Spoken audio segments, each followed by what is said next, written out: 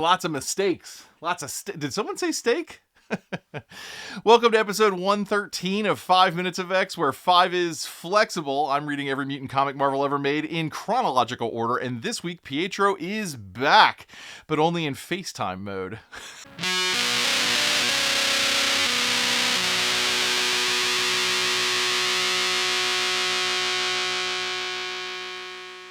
Okay, in this episode of 5 Minutes of X, we are covering January of 1973. Only one book this month, the Avengers number 110, dropped on the 9th and had pencils by Don Heck on pages 1 through 12 and by John Buscema on pages 13 through 20.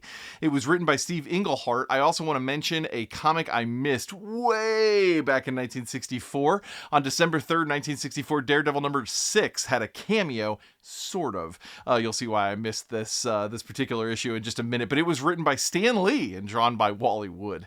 Okay, so what's weird here about the Daredevil number 6? It doesn't technically contain any real live mutants.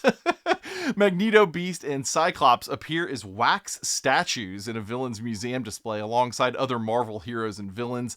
That's the entire extent of their involvement here, but when I found out about this one, I almost just skipped it, but I wanted to list it here so it's in. For what it's worth, this issue is the first appearance of Mr. Fear, a somewhat popular villain, but he's not a mutant, though. I just really wanted to point out these statues and we can move on. So Avengers number 110 has a training splash a la the Danger Room from the X books. The session is interrupted by a transmission from Quicksilver, alive and checking in after being missing since the Sentinel battle. Pietro explains he ran at full speed into a wall evading that Sentinel and clearly died. Crystal and Lockjaw found him and nursed him back to health in the Great Refuge, and now they're in love and plan to marry. New to this issue, that piece of information there. Wanda is overjoyed at this 3-day relationship, and she congratulates Pietro and tells him about her romance with Vision. Pietro immediately tells her never to contact him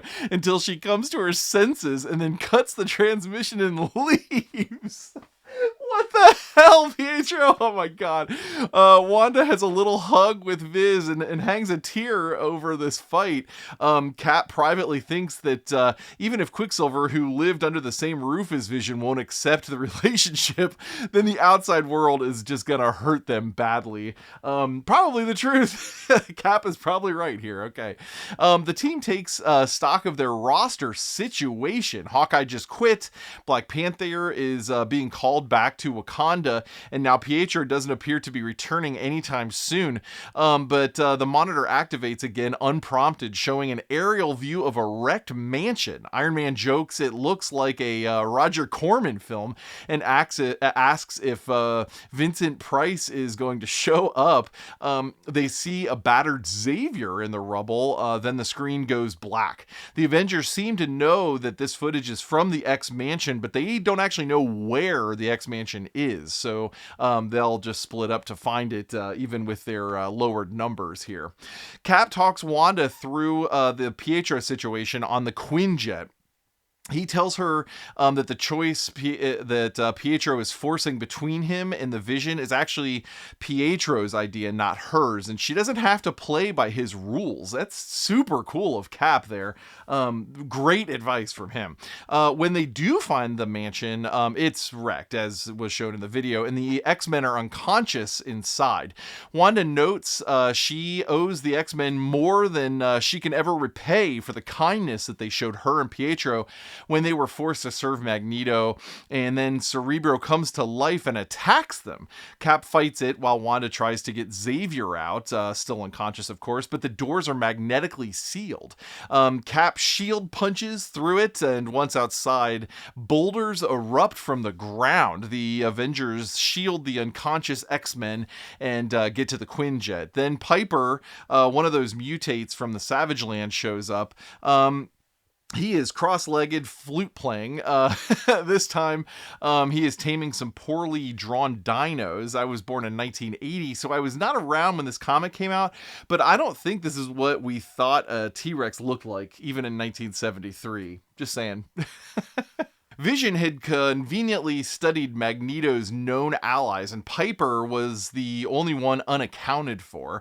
The dinosaurs are dealt with, but Piper is protected inside a rock dome. Magneto appears wearing Angel's costume. He was disguised as Angel the whole time, and Iron Man unknowingly carried him aboard their own ship. He grabs Wanda, knocks out Cap and Iron Man with Iron Man's own body, and escapes in the Quinjet with Wanda. The X-Men and the two unconscious Avengers are also tagging along there in that ship. Mid-flight, he activates his new mind control power that causes Wanda's eyes to go blank. Again, not a power Magneto has, though they try to explain it away by saying like the iron molecules in people's brain or in their blood or whatever can be controlled by him, but this isn't a real thing. This issue actually closes with a teaser for this story continuing in Daredevil number 99, but it kind of doesn't. And that issue is about Hawkeye trying to win back Black Widow. There are cameos from Viz, Thor, and Black Panther, but there are no mutants, so we're not going to actually read Daredevil 99. It's tangentially related at best.